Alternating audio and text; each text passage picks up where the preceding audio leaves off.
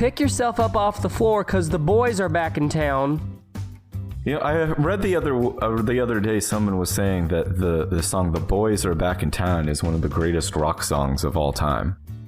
Did you promptly defriend or unfollow that person? I don't remember where I read it, but I wholeheartedly disagree. Anyway, we're back here. We missed a week, but we're back, and we are better than ever, maybe. No, we're not. We're here, though. Yeah, And we got a special episode today. Okay. Yeah, sorry, I started reading about the boys are back in town, trying to figure out what this could possibly mean. It's got to be a sex thing, right? Sex song? To me, like, I guess I never... Let's look at the... Like, hey, baby, my boys are back in your town, am I right? Yeah, it's like, guess who just got back today? Them wild-eyed boys that had been away. Haven't changed that much to say, but man, I still think them cats are crazy. Yeah, it's these guys who, like, used to be wild, and they moved out of town, and then they came back. It's like guys who come back to visit their college a few years after they graduate, and everybody's like, who the fuck are these guys? And they're high-fiving and living it up. Remember the good old days?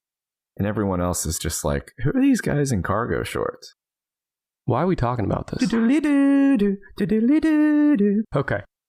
The way this show usually works is that either myself or Brandon bring a top 10-ish list with a bunch of top 10 fucking things on it or so, and the other person tries to guess without knowing the list ahead of time. But today, we are going we're taking a side route on our normal format where we took a sharp left. We're eschewing convention. That's right, what he said.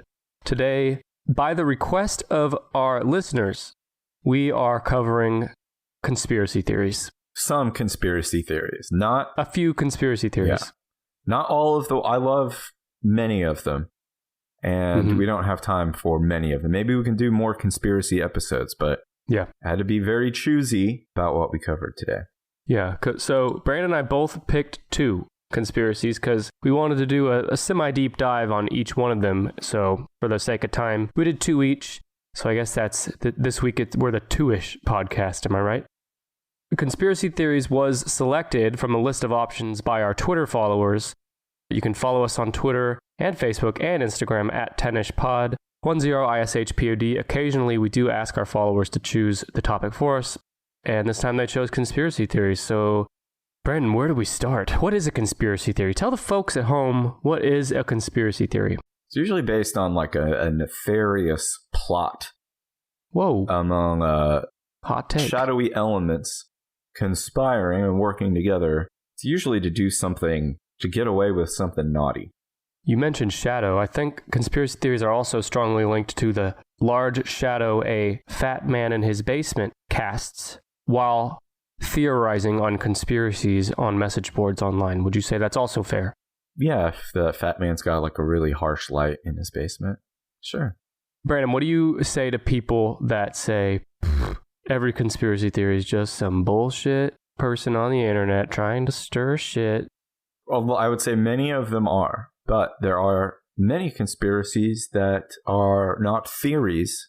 They are conspiracy fact, such as the declassified CIA project MK Ultra.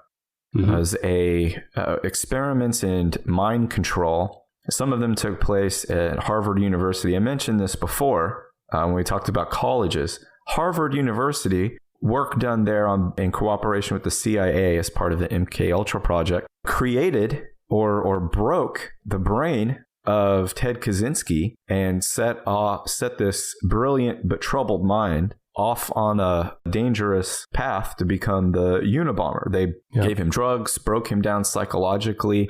I know that one thing that they did was they had him prepare to share his like deepest and most firmly held beliefs to a peer. But instead of having a peer, they had someone there who was prepared ahead of time to ridicule and break down every single one of those beliefs.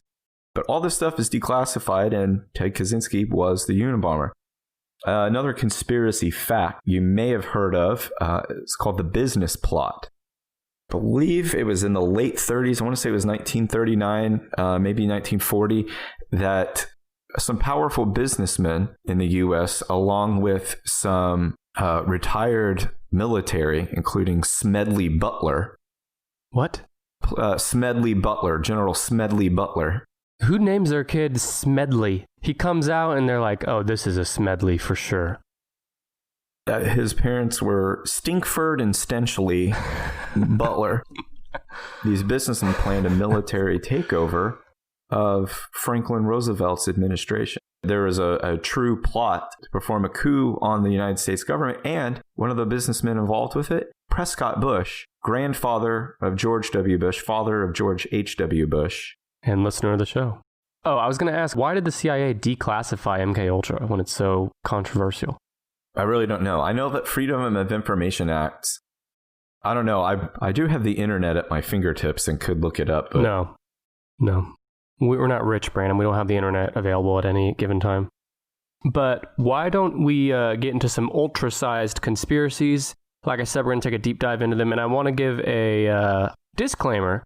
Just because we're presenting these theories does not mean we believe in them. Does not mean that we don't believe in them. It does not mean that we don't believe portions of them. So we're just covering these because they're interesting and there's at least a reasonable amount of believability to the claims. Yeah, I would say, so the two I brought today, which I won't reveal, one of them has a lot of evidence surrounding it. The other, I've assembled my own evidence. Oh, God damn it. I do mainly subscribe to the conspiracy theories for which there is some sort of scientific, fact-based evidence that can at least be debated among experts. Yeah. And I think you did the same, but I brought one theory that is decently well known, and I think there's some compelling evidence for. And I brought another theory that I had never heard of before, but it's interesting. Why don't you start, Brandon? Pick one of yours. Pick your more well-known one. Let's start with that. I wanted to talk about Bohemian Grove. What year did Queen release that song? Oh, you're thinking of Bohemian Rhapsody. Oh. Yeah, that's a song. Okay. And it's not as good of a rock song as The Boys Are Back in Town. By Thin Lizzy. No, it's none of those things. Bohemian Grove is a remote, restricted, security-patrolled 2,700-acre campground surrounded by redwoods and Douglas firs in Northern California. It is a place where the nation's elite, wealthy businessmen, media executives, government officials, former presidents, and other powerful people hang out with artists and musicians who are invited there. Pee Wee Herman, Dr. Phil. A lot of people have heard of Bohemian Grove as a place where the elite go to, I guess, blow off steam and plan and conspire to fuck everybody over. Real quick, I believe, just for context, I believe there was a scene set somewhere similar to this in a House of Cards episode.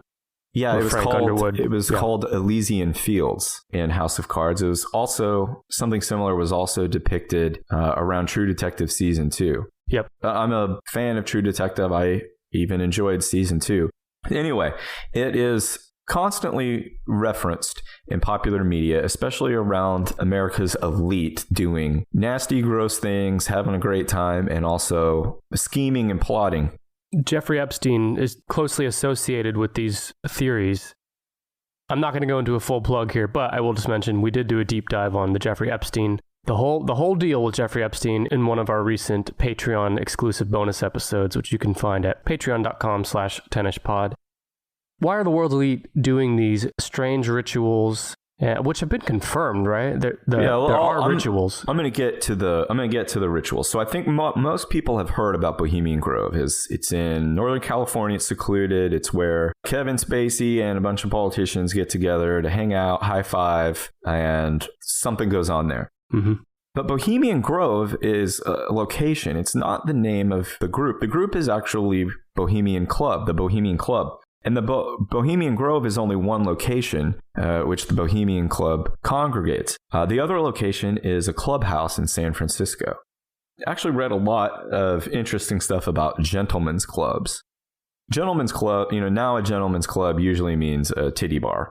But back in the day, a gentleman's club was the kind of place where the middle class and upper middle class, or even the wealthy, it was a place for them to go and be themselves, not around women and kids. Their nagging wives. I guess, yeah. It was it was their man caves, the place where they could go and drink, pee outside, fart in front of each other, and plot to take over the government.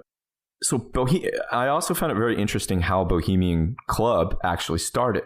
So when you think of wealthy, conservative businessmen and politicians, Bohemian is not the word that comes to mind, right? No. What do you think of when you think of a bohemian? Bohemian would be something kind of unpolished, unrefined. Unconventional. Yeah, why don't you just tell me what it means? Yeah, so the bohemian lifestyle is something that started to come about in popularity just after the American Civil War. It was really an art movement based around those who were interested in art, the appreciation of art in all of its forms. It doesn't really ring true for some of these any of these wealthy businessmen. Richard Nixon was not a bohemian. But the men who started Bohemian Club were. They were primarily journalists who had covered the American Civil War. So they had seen some shit. And they wanted a place where they could get together and shoot the shit about journalism, state of affairs in the nation, but also appreciate art in all its forms. So they came up with the Bohemian Club.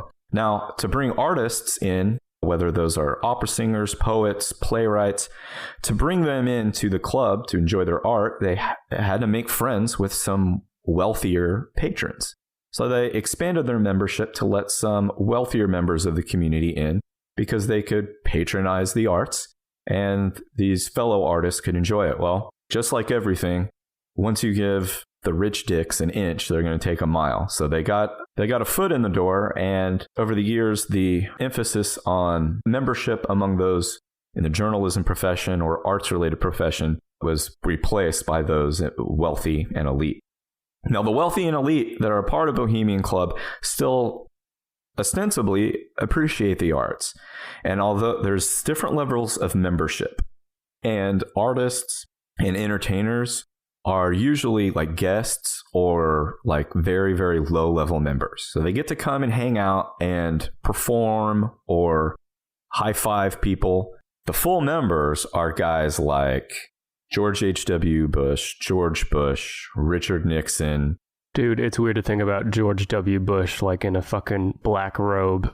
So yeah, you keep talking about the weird shit they do there. Some stuff that they do at Bohemian Grove are rituals. They put on hooded robes and they write and perform plays that have deep meanings, and then they perform a ceremony each year called the Cremation of Care. And during the Cremation of Care, it sounds as though the act is, they're burning all their cares away. This is a ritual to renew whatever carefree, worry-free lifestyle. And even the club motto of Bohemian Club is "Weaving spiders come not here," which means don't bring your schemes and business deals in here. We're going to ignore that stuff. This is a place to relax and leave your schemes at the door. Which is bullshit. Clearly not what they're up to. Now, so the ceremony, Cremation of Care, involves they pole across the lake a small boat that contains an effigy called Care. And then dark hooded figures receive from the ferryman the effigy, which is then placed on an altar at the end of the ceremony and set on fire. And the ceremony takes place in front of an owl shrine, sometimes referred to as the Babylonian god Moloch, represented by an owl. You don't have a giant owl shrine in your home, Brandon? I'm working on it. It's extremely expensive. Now, Bohemian Grove's 40-foot tall hollow owl statue, it's made to look like a natural rock formation, but it holds electrical and audio equipment within it. And during the ceremony, a recording is used as the voice of the owl. That voice used to be club guest Walter Cronkite. Huh. And now the music and pyrotechnics accompany the ritual for dramatic effect. Now, there's footage on YouTube, there's footage out there on the internet of this ceremony, and it is courtesy of friend to conspiracies, not friend of the show, but friend to conspiracy, Alex Jones. Big fat Alex Jones in the year 2000 took a cameraman with him. And so he snuck through the woods in the dark and he I think he might have even swam. This place is rural as fuck, and it's also patrolled by security guards. So it is kind of cool that this fat, high-strung man infiltrated with a cameraman and has some of this stuff on footage. Now he's nuts. I'm sure I can't remember exactly, but he's very sweaty and talking excitedly about goat sacrifice and stuff. I don't know. Alex Jones is big on conspiracies, and he's one of the big proponents of the Sandy Hook shooting being a conspiracy. So if that rings any bells for our listeners. Yeah, he's quite the piece of shit. But anyway, this thing he did was really entertaining. So it was in the year 2000, he took a cameraman, infiltrated Bohemian Grove. Now, he expected to find goat sex and human sacrifice beneath Moloch. He didn't quite find that. He found these old farts in robes acting like dorks and doing this ceremony.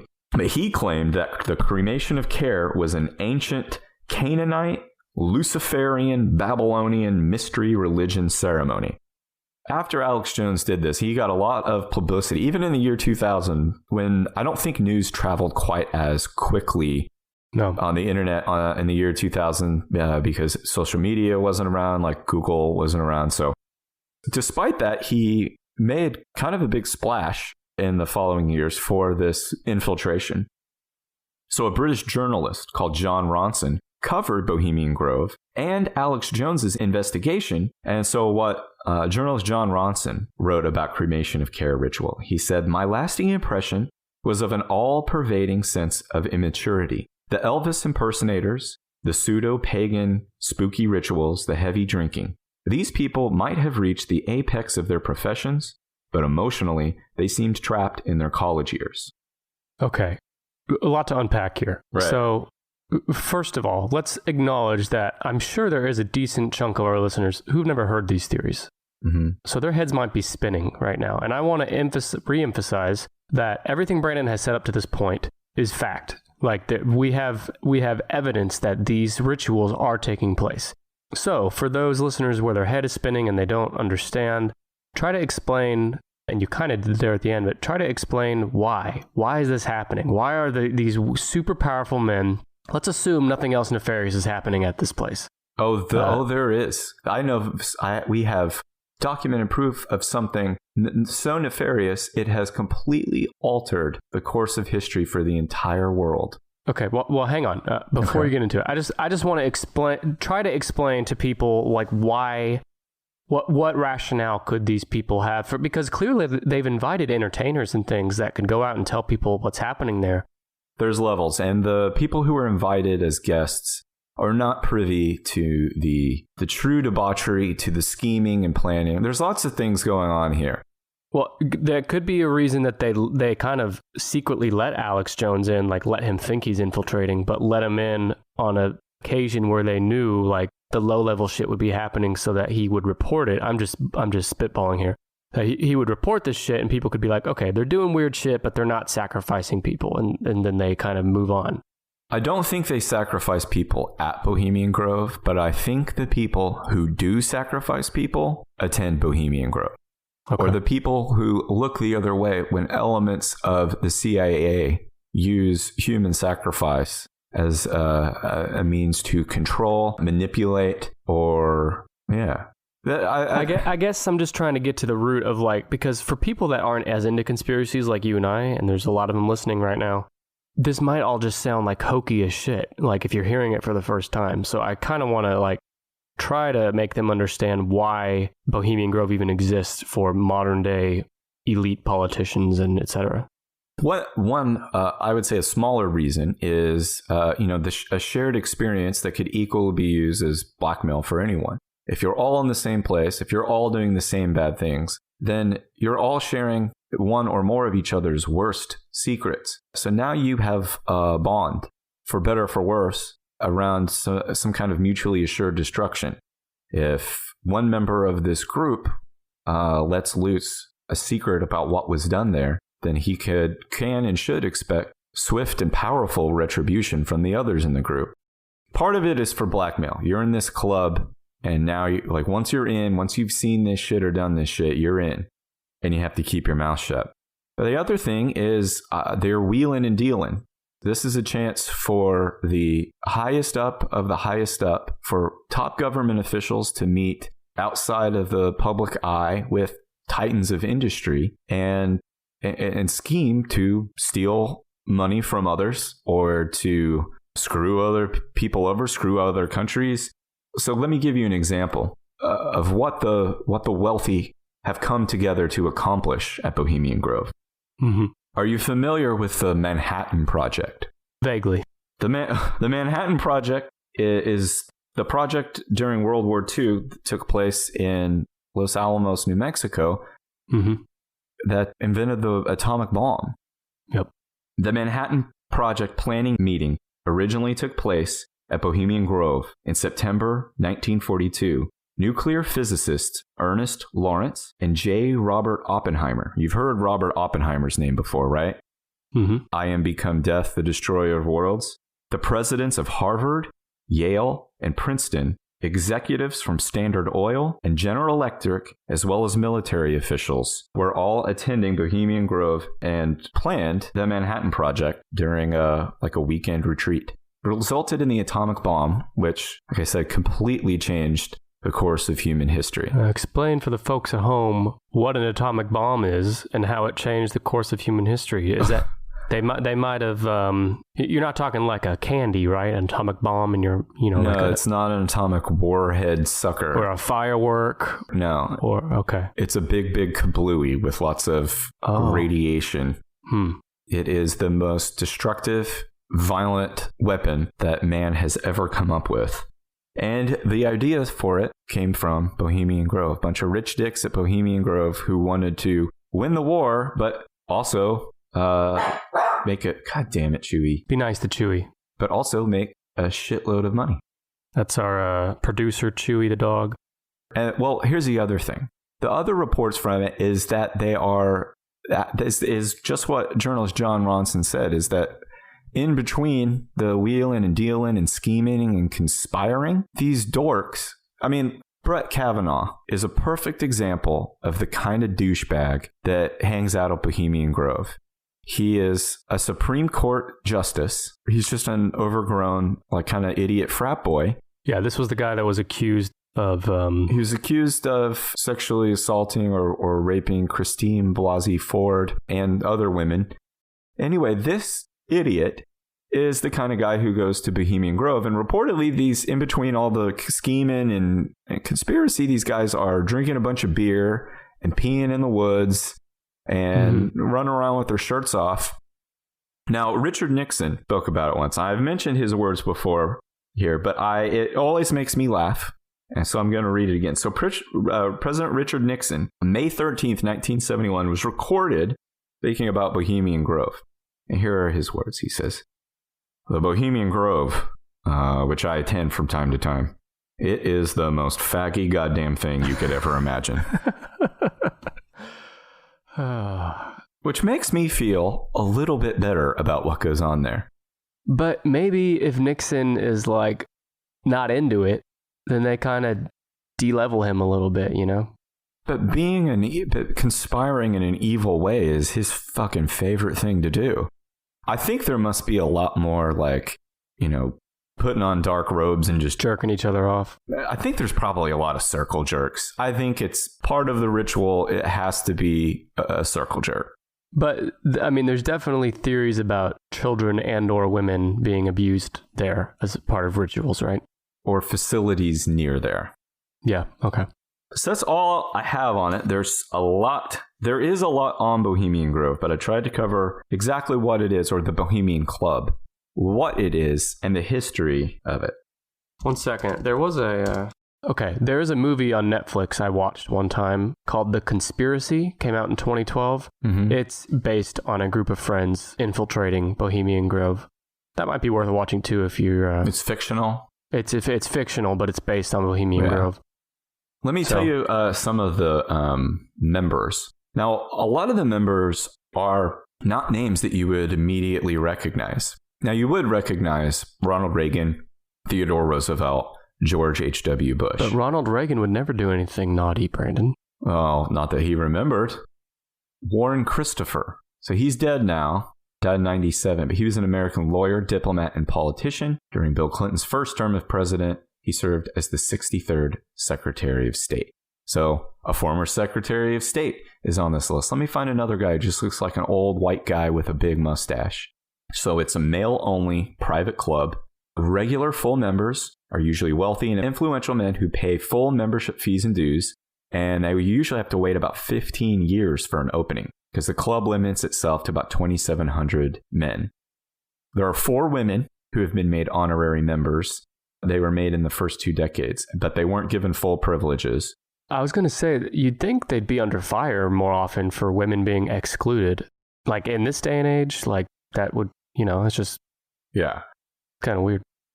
Now, several honorary members never took them up on the offer. So Mark Twain was an honorary member, but there's no record of him visiting the club. So each member is associated with a different camp. There's 118 different rustic sleeping and leisure quarters. And I wonder how fucking rustic these are. Mm-hmm. Each member sleeps during the 2 weeks, 3 weekends of annual summer activity in July. Those camps are the main means by which high-level business and political contacts and friendships are formed. And butt buddies, am I right? Yeah, these old fuckers go to camp every summer and drink beer and circle jerk and pretend to worship the devil. How does the president of the United States have time to even do that? Well, these are former presidents. I don't think the current president. I think the current president just goes to Camp David and has all of his perverts come in to visit him. Yeah. Okay, so good times. That should make you feel good about the world's elite, Bohemian Grove. And for more on Bohemian Grove, again, I direct you to the Queen hit Bohemian Rhapsody. You ready for me to tell you one of mine? Tell me a conspiracy. Okay, I'm going to tell you my lesser known one first. And then we'll go back to you for yours, and then we'll end on my big one. That's what she said. Mm. Like big penis. Yeah, like a big, but not about... Like a big fat penis. Okay, what can you tell us? What can you tell the folks at home about big fat penis? Don't know anything about him. Neither does Richard Nixon, apparently. Have you heard of the new chronology theory? New chronology? No, I haven't. Wait, is this where there's a conspiracy to hide events in the past or throw us off of how far we've come from the past? Yeah, let me read you this quote from Wikipedia. Also known as the false history conspiracy theory, it is a pseudo-historical theory which argues that the conventional chronology of Middle Eastern and European history is fundamentally flawed, and that events attributed to the civilizations of the Roman Empire, ancient Greece, and ancient Egypt actually occurred during the Middle Ages more than 1,000 years later. And this theory stuck out to me because I remember I've said this on an episode once long ago, but I used to have dreams when I was a kid that all of history up until recently was made up or fabricated. So in my dreams, Earth and time and history, at least in like American history, started not long before, our grandparents were born, and that everything before that had been just made up and written into books. So obviously, silly dream, but because that always stuck with me, so this theory stood out to me as it's basically saying that history as we know it in the history books for all these huge influential civilizations, Roman Empire, ancient Greece, ancient Egypt, occurred 1,000 years later than said, and that even the events of those times were fabricated. Let me read a little more here. It says, the central concepts of the new chronology are derived from the ideas of Russian scholar Nikolai Morozov, listener to the show, although work by French scholar blah blah blah, who gives a shit. The new chronology also contains a reconstruction, an alternative chronology, radically shorter than the standard historical timeline because all ancient history is, quote, folded onto the Middle Ages. According to mathematician Anatoly Fomenko, he claims that the written history of humankind goes only as far back as AD 800. There is almost no information about events between 800 and 1000 AD, and most known historical events took place in AD 1000 to AD 1500. So the year 1500, he's saying, some of these events that are claimed to have taken place in ancient Egypt, which is, thousands of years BC, actually took place around the time that Christopher Columbus sailed to North America. What the fuck? What do you say to all that, Brandon? I mean, I'm really interested in it, but what kind of evidence? Yeah. So the new chronology is rejected by mainstream historians and is inconsistent with facts. The majority of scientific commentators consider the new chronology to be pseudo-scientific, which means the claims do not run by the scientific method, whatever bullshit. Okay, here are the specific claims. Some of this is kind of dry, so feel free to cut in. But historians and translators often assign different dates and locations to different accounts of the same historical events, creating multiple, quote, phantom copies of these events. These phantom copies are often misstated by centuries or even millennia and end up incorporated into conventional chronology. So you get what that means? Yeah. Okay. Different historians, scientists, etc., they assign different dates and locations to the same events, and over time, those just kind of get absorbed into larger conventional chronology. The Book of Revelation, as we know it, contains a horoscope dated the 25th of September through the 10th of October, 1486.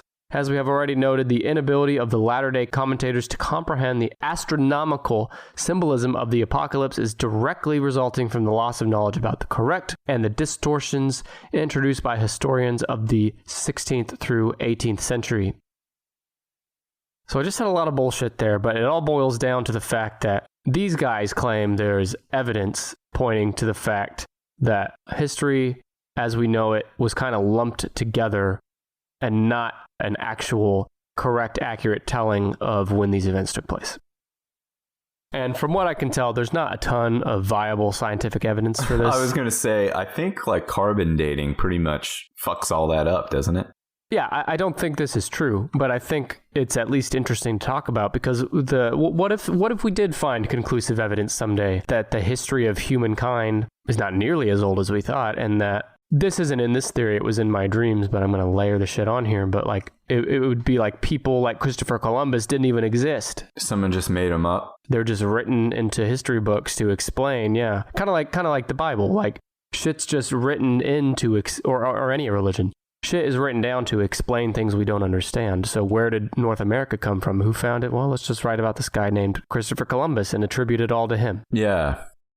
A lot of the theories are derived around astronomy. And you mentioned carbon dating.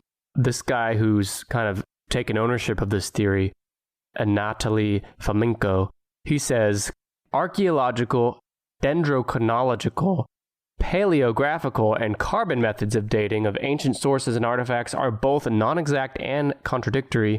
Therefore, there is not a single piece of firm written evidence or artifact that could be reliably and independently dated earlier than the 11th century. I don't understand how carbon dating is not reliable. He cites a number of cases where carbon dating of a series of objects of known age gave significantly different dates. The reliability of results from radiocarbon dating can be improved by lengthening the time it takes to test. So if Goddamn, this shit's dry. We should probably move on. So it seems like it's I don't know, man. I trust like a whole shitload of scientists. Yeah, we this is out of our wheelhouse. Well, let's just close the book on this theory with tell me your reaction if you saw a breaking news report that interrupted every TV station while you're watching your foosball game one Sunday evening. And the report said, breaking news, we now have concrete evidence that human history did not actually begin until a few hundred years ago. All these famous figures from the past were made up, fabricated, fictional. What would your reaction be? I mean, I guess I would definitely have like an intellectual curiosity. It would probably kind of fuck up the way that I think about everything that I've read or been educated with, but it doesn't change anything about my day-to-day life. I know that at the very least, everything that happened from like 1800 to now really did happen. And everything before that, it doesn't really change the fact that like, I gotta go get the oil changed in the car tomorrow. Like that's not going to change that. I mean, I guess you're not wrong, but it would change things like the famous wars of the past, Napoleon, and how would we ever find out the real history then? I don't fucking know. This is all just made up bullshit. We're just talking. We're just shitting here. Like, I'd be fascinated by it, but I don't think it would like rock me to my core. I would just be extremely interested. No George Washington, no Ben Franklin. I don't give a fuck about those guys. Okay. Well, every time someone says like, who, if you could have dinner with anyone, living or dead, and someone says George Washington, I'm like, or Ben Franklin, I'm like, those guys would be so fucking boring and stinky as hell. Well, if you're having dinner with them, someone's probably getting them in the shower, getting them dressed. I mean, you're having dinner with them today, right? They wouldn't be dressed. So they're going to have handlers like famous people. They'll have security. They'll have people, trying to walk them through like, hey, George, by the way, we have fucking iPhones now. Would they put them in period dress, or would they be like, oh, we wear suits now? I think they'd leave that up to George, but they would at least say like, we got to wash your clothes. We got to get you in a bath. And George would be like, but I took a bath last month. Who's going to brush these teeth? Imagine George Washington stepping through whatever goddamn portal to enter today's world. Mm-hmm. Would he just have a stroke and die immediately from shock? He'd be very disappointed. Why? Look at all the cool shit. There's planes flying around. He warned us about a two-party political system. That would really chap his ass right off the bat. You think he's going to step into this world and the first thing he's going to think about is, holy shit, there's two political parties? You think he's going to care about that before he'd been like, holy shit, look at these nachos. Where'd these come from?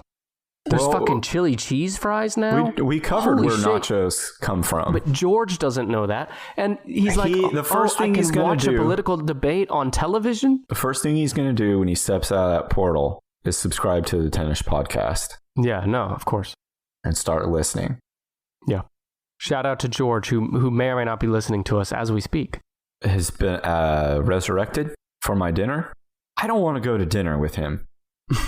Okay, you have to. If I had to have a dinner with a dead historical figure. Jesus, easy for me. Well. Now here's what I'm saying. Because I think I've read this before. I could be wrong. But I think I've read before that they have evidence of a man named Jesus. Oh, yeah. And that claim to be, the Son of God. There's evidence of that person existing. Right.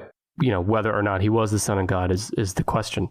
I'd like to have dinner with that guy because he either was the Son of God and he can prove it to me somehow, or he was full of shit and he was a con man the whole time, or he's crazy and he mistakenly thinks he's the Son of God. So in either scenario... All he's bringing is bread and wine, though.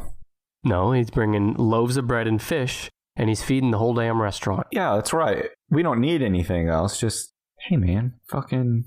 Don't you think it'd be interesting to talk to him? When he started making the loaves and fish, what you should tell him is, hey, have you ever been to Red Robin? They've got these bottomless fries. And they got the campfire sauce. Every time I reach into this bowl, Jesus, what we're going to do here is skip the waiter who is too slow to be, who isn't Johnny on the spot with the fries. Jesus, don't let this bowl get empty. He's like, but these are potatoes, Brandon. I can only do this with bread and fish. That's his excuse to not have to do it. When I go to Red Robin, man, I just tell them, keep the fucking fries coming. When I'm serious, when they first come up, I say, I want fries on a continual... what I've learned about myself is... You're a pig.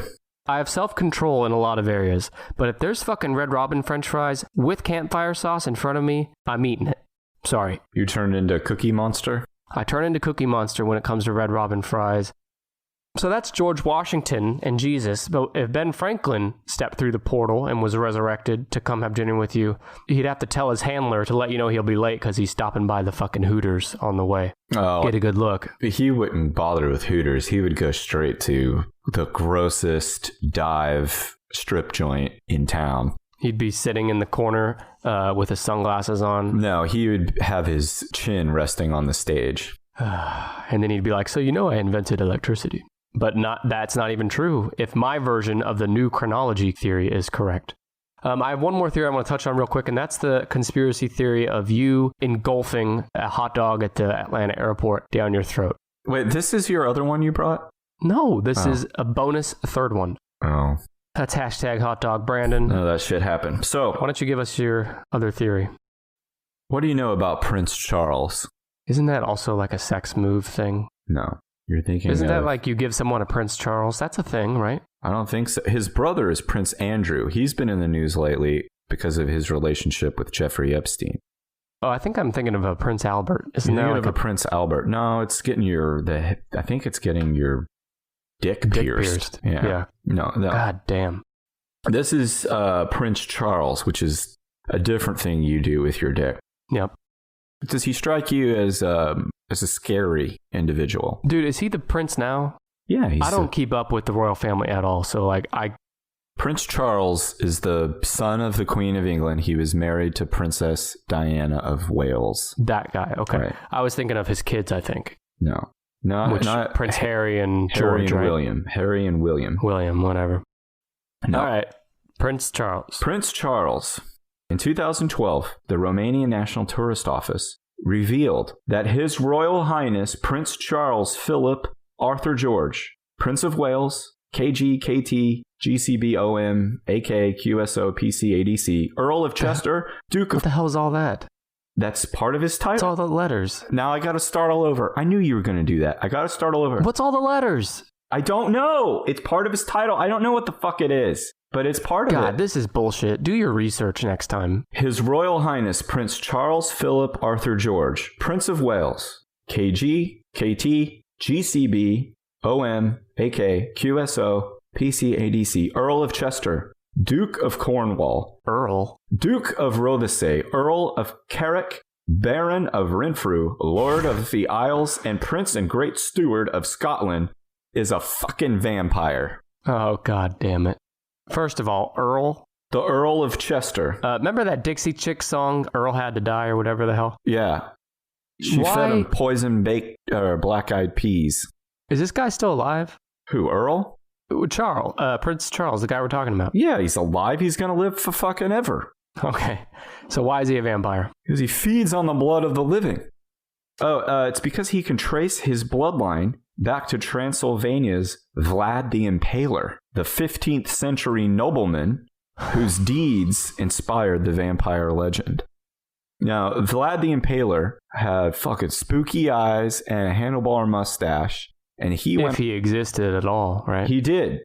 He had his enemies stuck through with spears, and then the spears were planted in the ground. So there were just fields of men impaled on spears, hanging there, slowly dying. Yeah, big whoop. Some say Romania has exploited this fact in an attempt to boost tourism. They used a video with Prince Charles saying, "Transylvania is in my blood. The genealogy shows I am descended from Vlad the Impaler, so I do have a bit of stake in the country." Now, he used two vampire puns there. He said, "Transylvania is in my blood, and so I do have a bit of a stake in the country." I have a lot of questions. He's aware of this theory of himself? Yeah. Well, I think he knows that people are onto it, but he doesn't give a fuck because... Transylvania is not a real place. Yes, it is. It is not. Yes, it is. It's a part of Romania. Is that where Vlad lived? Yes. I don't know my vampire history, I guess. I knew who Vlad was, but I didn't know Transylvania was real. I thought that was made up for the Dracula story. No, it's in Romania. It's in modern day Romania, in the Carpathian Mountains. Wow. There's proof. I've done my research. Does anyone live there? Yes. I'm about to tell you who lives there. All right. I'm sorry. Now, something called porphyria, a disease called porphyria, runs in the royal family. It is an iron deficiency, low blood, not enough blood. It leaves the affected pale and prone to sunburn. Okay. Now, in 2006, Prince Charles, His Royal Highness, purchased a farmhouse. Wait, you're not going to go through all of his titles again? I can. He purchased a farmhouse in rural Transylvania to rest on the cursed soil of his homeland. He bought a house specifically in Transylvania, out in the country, so that he could sleep in the dirt from which his evil family is descended. Now, what else do we know about vampires? They wear capes, right? So I Googled pictures of Prince Charles wearing a cape. How often do you see anybody wearing a cape nowadays? Rarely. Not often. This fucker has tons of pictures of him in a cape, and that cape is blood red. Is he the queen? Is he the son of the queen? Yeah. You know, all you had to do to believe your theory was to tell me to look up a picture of this guy, because that's all I needed. I believe I'm all in on this theory. He looks like an old vampire, right? Yeah, definitely a vampire. But he wears a blood red cape. He wears a blood red cape. He made those vampire puns. And so I don't know if you remember this, because you don't seem to. It's weird that you're puzzled about ancient history when you don't even seem to remember like 20 years ago history. Yeah. In the 90s, you know, Prince Charles and Princess Diana, they got a divorce, right? Did you know they got divorced or separated? Yeah. Well, they got divorced or separated because the woman that he was dating and in love with before he was made to marry Diana was a woman that he's married to now, Camilla Parker Bowles, right? Balls? Bowles, Bowles. He has been into Camilla since like the 70s, right before he got married. The 1870s? In the early 90s, they were having an affair. And there was a recording that was released, it was leaked, and a transcript was published in the British tabloids. It was talking dirty on the phone to Camilla. Oh my God. And it was within this conversation that he revealed he wanted to be her tampon. What? Charles said, "Oh God, I'll just live inside your trousers or something. It would be much easier." Camilla laughs. She says, "What are you going to turn into, a pair of knickers?" And they both laughed. She says, "Oh, you're going to come back as a pair of knickers." And Charles says, "Oh, God forbid, a Tampax, just my luck." And they laugh. And then she says, "It's the most British shit I've ever heard." And she says, "You are a complete idiot." And she laughs and says, "Oh, what a wonderful idea. I ask you, what gets more blood than a tampon?" A decapitated head? He's dreaming about all the blood he could get straight from the source. Yeah. If he were to transmogrify himself, not into a bat, but into an evil tampon. To whatify himself? Transmogrify. That's what, when vampires get all freaked out or they got to take off, when they got to peace out, they turn into a bat or a dog or a wolf and they take off. They don't do dog and wolf, do they? I thought it was a bat thing. They can turn into anything. They can turn into spiders, crows, whatever. Then why do they always do the bat? Because it's cool. And because there's vampire bats. They feel at home in the body of a bat. But I guess he's also thinking about turning it into a tampon. Yeah. Now, I also did some more research, some image-based research, and I looked for pictures of him sucking on a tampon? No, with a mirror. And I could not find a picture of his mirror reflection. That one is inconclusive. Now, this is another one that is going to blow your fucking hair back. What's another thing we know about vampires? What are vampires afraid of, or what repels a vampire? Garlic. Garlic. Is this where you tell me there's no pictures of him holding a garlic? Because there's no pictures of me holding garlic either. The Queen of England has banned garlic from the palace. She has restricted chefs from ever using garlic. Does he still live with his mommy? Yes. I don't know. No, just listen. Newsweek magazine reported this. Camilla Parker Bowles, she was asked about any food no-nos on a food show. She was appearing on MasterChef Australia. And they asked her, "Are there any foods the Queen says no to?" And she says, "I hate to say this, but garlic. Garlic is a no-no." The Queen is trying to protect her vampire family. She said, "Keep that garlic shit out of here. Every time my son gets near it, he burns alive." So the wife, his wife, the Bowles, Camilla. She's a vampire too? No, she just knows. Well, he said, okay. She said, "I hate to say this, but garlic is a no-no." Wouldn't that mean the Queen is also a vampire? A vampiress? Probably. All I know is she banned garlic. Okay, well, I'm sure there's pictures of her with a mirror.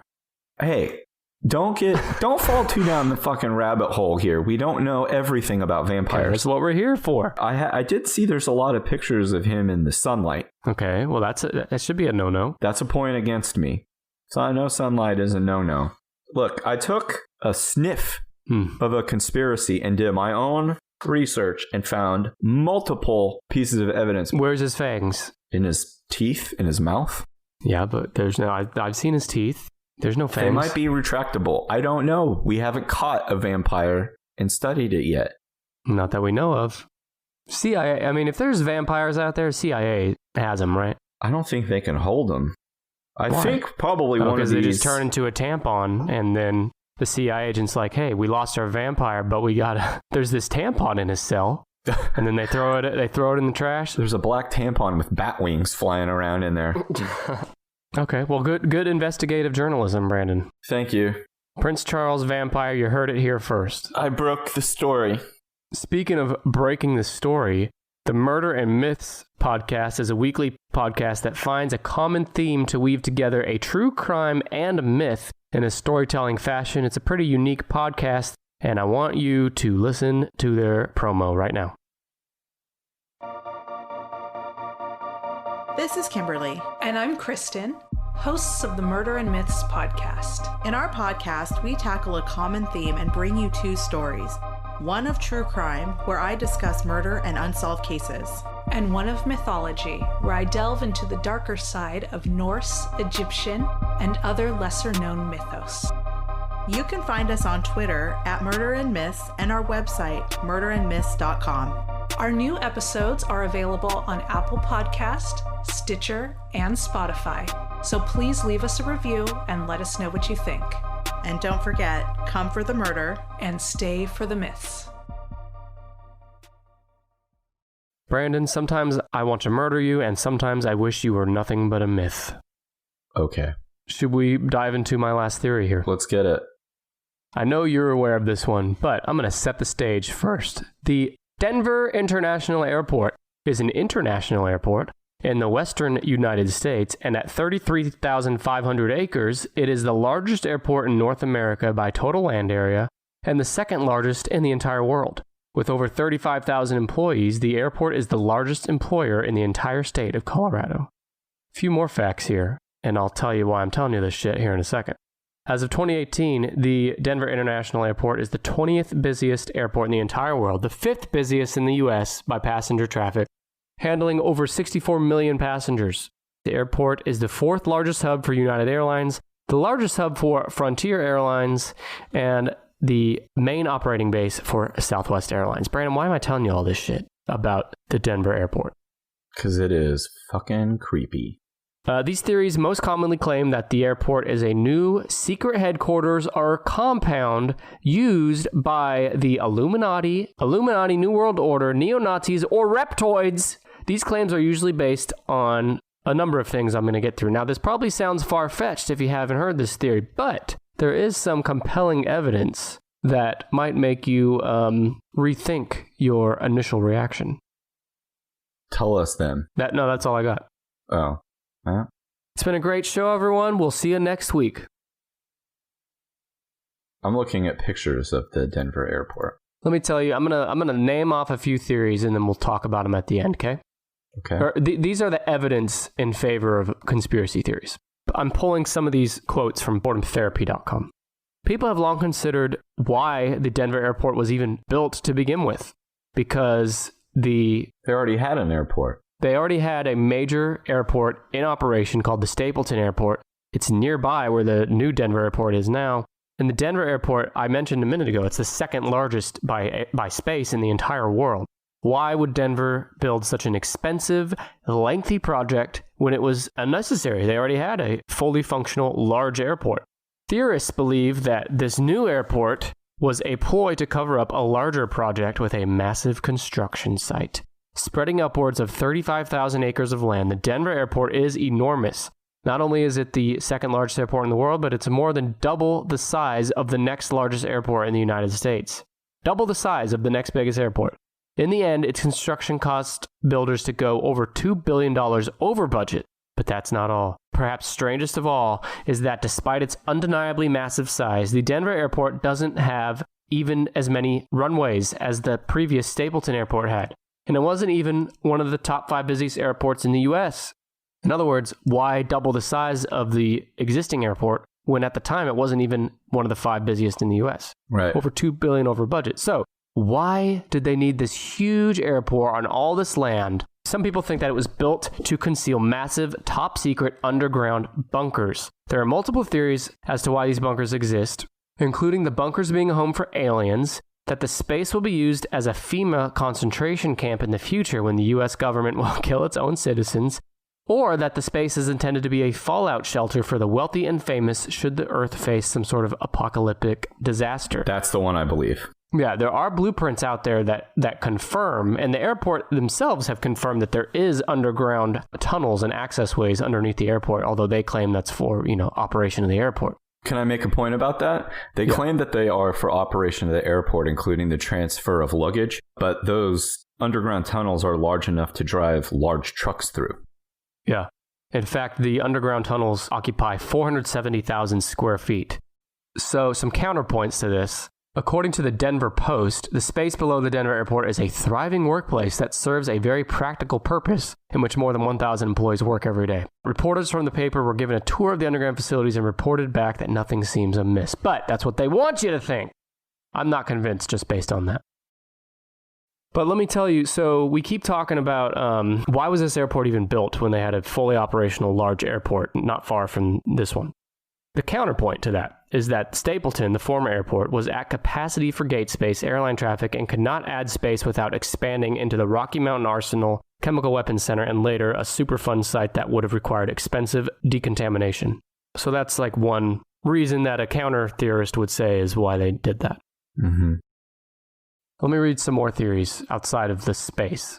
If anyone's ever traveled through the airport, you might not even notice these because, when you're in an airport, you're sometimes in a hurry or you're just on your phone, whatever the fuck. But these are out there right now. You can go to the airport today and see these. They have these huge murals throughout the airport on their walls.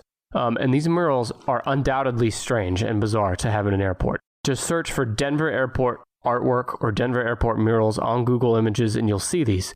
Over the years, this art has been considered so unsettling that some of it had to be removed to appease travelers. There's one in particular that's still on display of a Nazi-esque soldier sporting a gas mask while carrying a large sword and rifle. So in this image, this mural, I'm going to explain it. There is a huge Nazi-like soldier, and he is holding a sword and a gun. Mm-hmm. He's standing near destroyed buildings.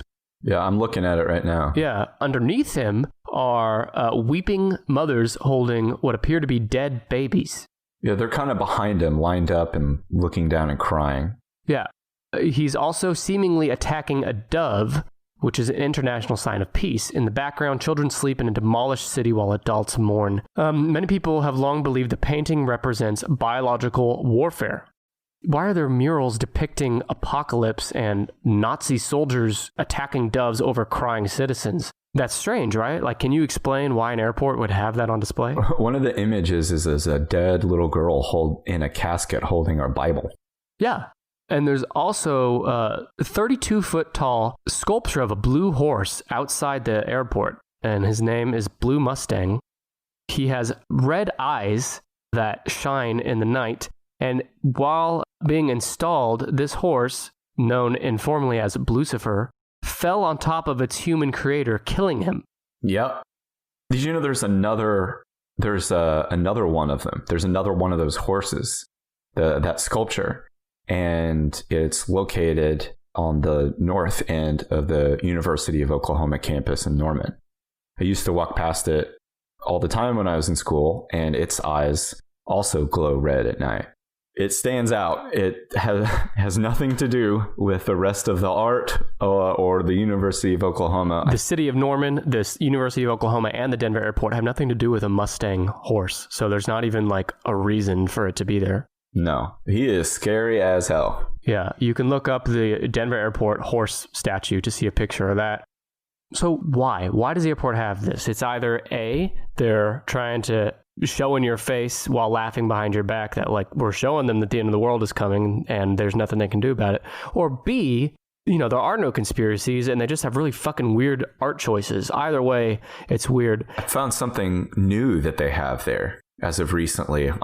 Did you find in your research anything about the interactive talking gargoyle? I did. The airport has a construction project happening inside right now. And near those, they have a gargoyle, among other things, that will talk to you. And they basically mock the conspiracy theory openly to people walking by.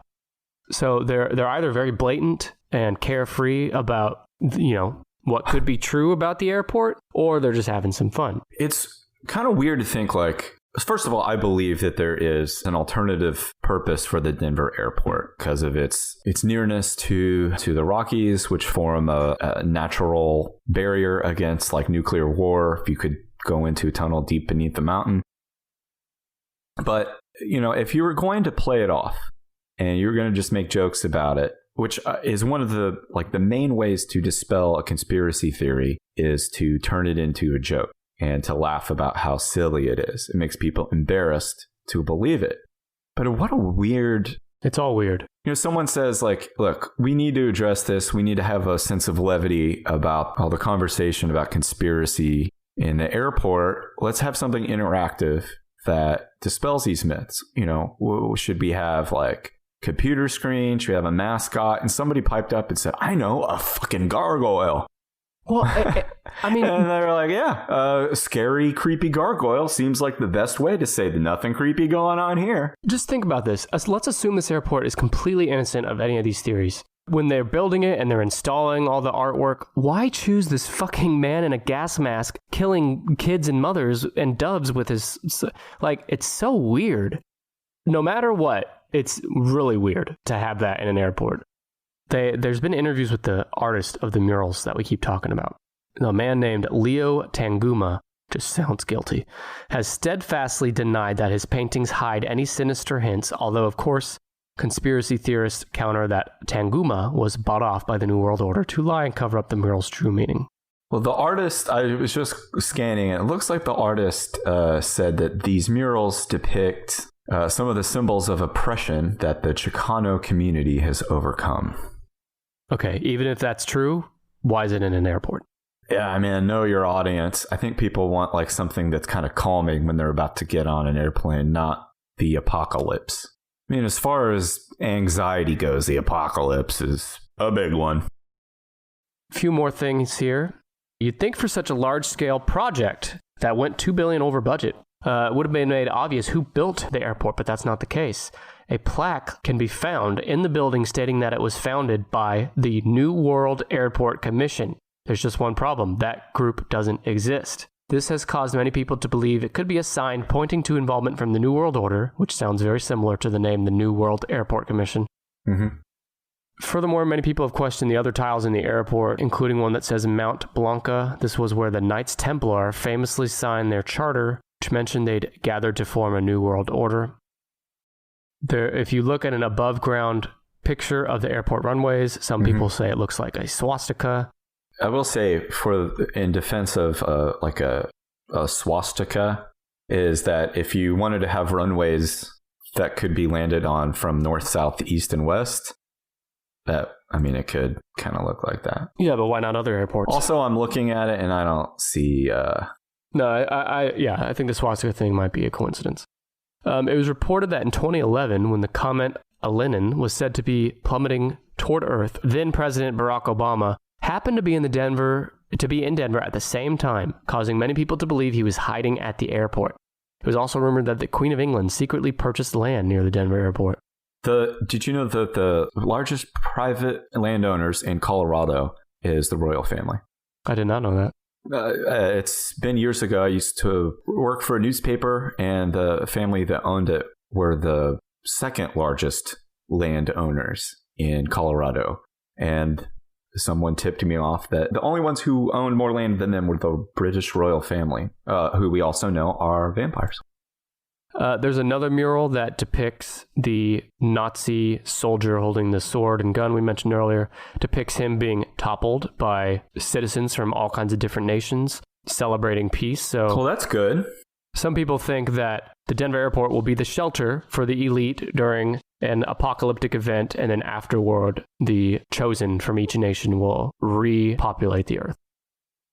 So that's all I got. I'll stop there. There are more things, big and small.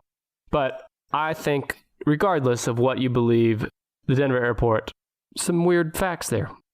It's one of the only airports in which you have not yet had a hot dog. Hashtag hot dog Brandon. Let's put this baby to bed. Let's close out with some Apple Podcast reviews. Hit me with one. All right. This one comes from Angel Ray 0802. Ready? This is a long one. Okay. So settle in. Love this podcast! All capital letters? Exclamation point. Exclamation points denote sincerity. No, it denotes yelling! Do you have another one? Yeah, this one comes from Chris DeVos, who says, this podcast has just the right amount of snark and humor to hit it out of the ballpark, which is a weird metaphor for me to use because I don't like baseball, but if I was stuck in a baseball stadium, I would listen to this podcast instead of watching the game, but not on earbuds because I don't want to seem snooty. Oh, AirPods? Well, he said earbuds. Airbud, don't stick the dog Airbud into your ears. No, but He's you way should... The basketball-playing athletic dog Airbud is way too large for your ear canals. Well, don't know till you try. You should listen to us at a baseball game, before a baseball game, after a baseball game. On a boat. You should listen to us in a house with a mouse. You should listen to us on a box with a fox. You should listen to us with your green eggs and ham. We want to thank Chris DeVos, not a baseball fan. He wants it to be known. We want to thank Angel Ray for loving this podcast. And if you love this podcast, and we know you do, and if you don't, then stop listening. But if you do love this podcast, you should definitely rate us 5 stars, and you should write a review for us on Apple Podcasts. It helps other listeners find our show, and it helps stroke our ego just right. That's all we're after here. Love a good ego stroking. Brandon, anything else you want to say to our listeners? Yeah, UFOs are real. That's it. They're real. I know it. Okay, UFOs are real. We'll be back next week with a more conventional top 10 list episode. Brandon, you have the list next week. Don't forget. And yeah, we appreciate you listening. Thank you. Bye. Thanks. Bye.